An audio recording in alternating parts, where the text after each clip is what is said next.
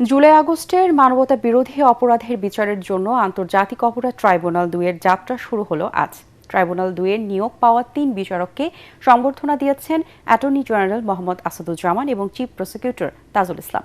এ সময় ট্রাইব্যুনাল ২ এর চেয়ারম্যান বিচারপতি নজরুল ইসলাম চৌধুরী বলেন, জুলাই আগস্টে সংগঠিত মানবতা বিরোধী অপরাধের ন্যায় বিচার প্রতিষ্ঠায় কোনো হুমকি পরোয়া করা হবে না।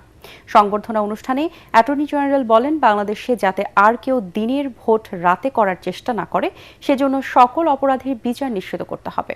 আর ট্রাইব্যুনালের চিফ প্রসিকিউটর বলেন, গুম করে নির্যাতন ও হত্যার সংস্কৃতি বন্ধে অপরাধীদের যথাযথ বিচার নিশ্চিত করতে হবে। সাবেক বিচারপতি নজরুল ইসলাম চৌধুরীকে চেয়ারম্যান করে গত ৮ মে আন্তর্জাতিক অপরাধ ট্রাইব্যুনাল ২ গঠন করে সরকার।